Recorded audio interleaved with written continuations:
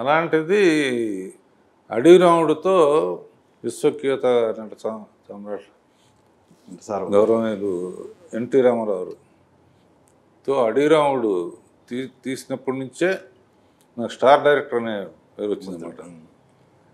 And ఆ రోజు ఆయన మీద కొట్టిన క్లాపు తర్వాత ప్రేక్షకులు ఇన్ని క్లాప్స్ కొడతారని ఎప్పుడూ ఊహించలేదు. అందులో అడవి రాముడులోనే మొదట అసలు చేంజ్ అయ్యారు. సినిమా పాటకి అంతకుముందు రామారావు వస్తూ ఉంటే పువ్వులు తొలటం లేకపోతే హారతి ఇవ్వటం ఉండేది. నేను ఎందుకో అనుకున్నాను, నడిచి వస్తేనే పూలు తొలుతున్నారు, ఏనుగు మీద వస్తారా ఉంటుందని. చాలా సందర్భాల్లో చెప్పారు మీరు. సో ఆర్ఎస్కోబోయే పాటకి మొత్తం అన్ని థియేటర్స్లో డబ్బులు వేయటం మొదలుపెట్టారు.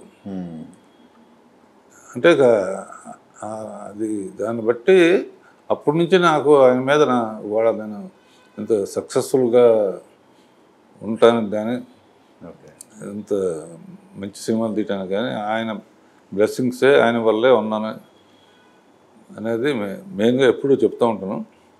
అండ్ ముఖ్యంగా ఈ 50 ఏళ్ల జర్నీలో నేను ఎప్పుడు ప్రొడ్యూసర్ లేనిదే మనం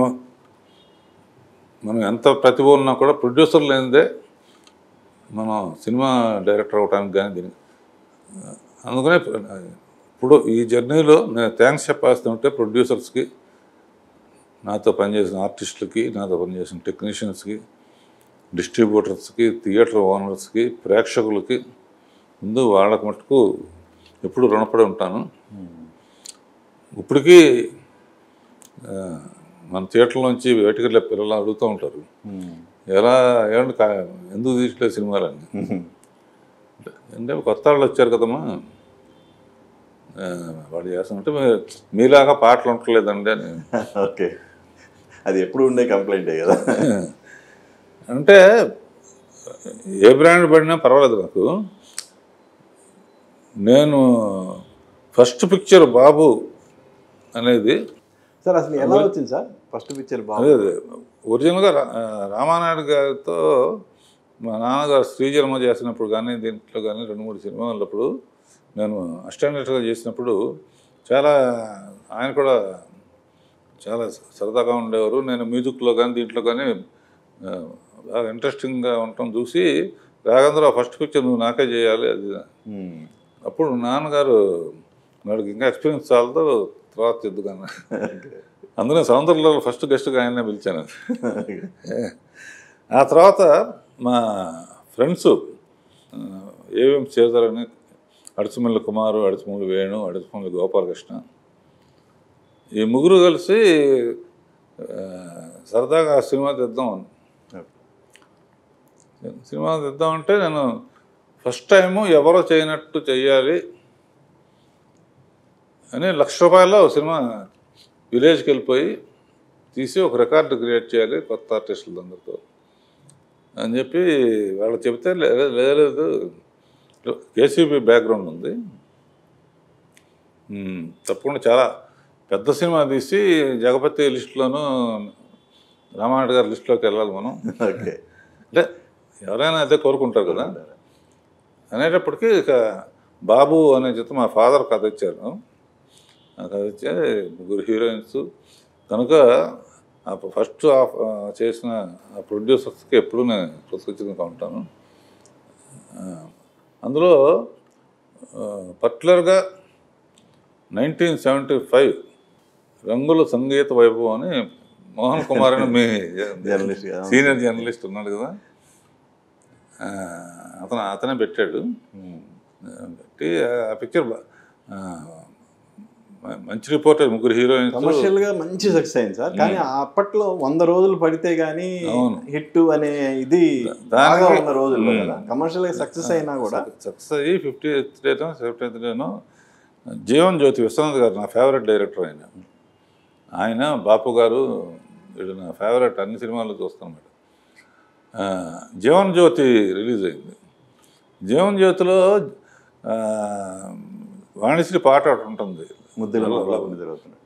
ముద్దుల మా నిద్రపోతున్నాడు, zoo zoo zoo zoo zoo అని ఆ పాటకి నేనే స్పోర్టివ్గా తీసుకుని అందరూ చెప్పాను అనమాట. ఆ సినిమా చూశాను, సినిమా చూస్తున్నప్పుడే అయిపోయింది. మన ఓకే. జూ జూ జూ అనగానే మా థియేటర్లోంచి మొత్తం ఆ థియేటర్లోకి వెళ్ళిపో. ఓకే. అందుకనే రామానాయుడు గారిని, విశ్వనాథ్ గారిని ఫస్ట్ షోలో పెట్టింది. ఓకే. ఓకే. అట్లా సరదాగా అలా మొదలుపెట్టాను. ఆ తర్వాత జ్యోతితో మంచి ఫస్ట్ మంచి కలర్ఫుల్గా లావిష్గా బాబు తీశారు. వెంటనే లో బడ్జెట్లో ఎప్పుడునే ఒక పెద్ద సినిమా తీసిన తర్వాత ఒక చిన్న సినిమా తీయటం అనేది చాలా రోజులు కంటిన్యూ చేశాను. ఎందుకంటే ఆడియన్స్కి హోప్ ఎక్కువ ఇవ్వకూడదు, ఈసారి ఎంత పెద్ద సినిమా తీస్తాడు. అందుకని ఏం చేశాడు, చిన్న సినిమా 28 రోజుల్లో అప్పుడే మొదలైంది గడ్డం అనేది. సెంటిమెంటా?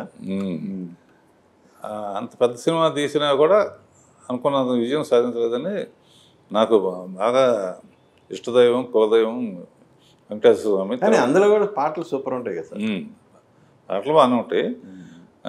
అప్పుడు వెళ్ళి సినిమా ముందు గడ్డం వేస్తాను, సినిమా అయిపోయే వరకు మళ్ళీ తీయను అని చెప్పి అనుకున్నాను అనమాట. అప్పటి నుంచి జ్యోతితో స్టార్ట్ అయింది. అంటే ఆల్మోస్ట్ అది కూడా 50 years కింద లెక్క. ఓకే. అప్పటి నుంచి ఇప్పుడు వరకు తిరుపతిలో తప్ప ఎప్పుడైనా పెరిగితే ట్రిమ్మింగ్ చేస్తాను అంతే. ఓకే. కత్తి తిరుపతికే అనమాట, కత్తి పడింది. అది జ్యోతి తర్వాత రామారావుది వచ్చింది అనగానే నాకు ఇక ఊహించలేదు అనమాట నన్ను ఒప్పుకుంటారని. ఆ తర్వాత కంటిన్యూస్గా ఎప్పుడు నేను ప్రొడ్యూసర్స్ డైరెక్టర్గా ఉండేవాడిని. ప్రొడ్యూసర్ వేస్ట్ లేకుండా ఎక్కువ రోజులు తీయకుండా. అందుకనే దత్తు గారికి 12 సినిమాలు చేశాను, దేవిప్రసాద్కి 5-6 సినిమాలు చేశాను. మినిమం తిరుకున్నారు కానీ ఇంకోటి కానీ ఎవరికి తీసినా కూడా ఒకటి తర్వాత అర్జున్ రాజు గారు వీళ్ళందరికీ ఒకటి తర్వాత తీశాను. నా అదృష్టం ఏంటంటే అందరు ఆర్టిస్టులు, ఏ ఆర్టిస్ట్ కూడా, అందరు హీరోలు కూడా రాఘవేంద్రరావు డైరెక్టర్ అంటే నో అని చెప్పలేదు ఇంతవరకు. అండ్ 3 generations అందరికీ వాళ్ళ కెరియర్ బెస్ట్లు ఇచ్చారు.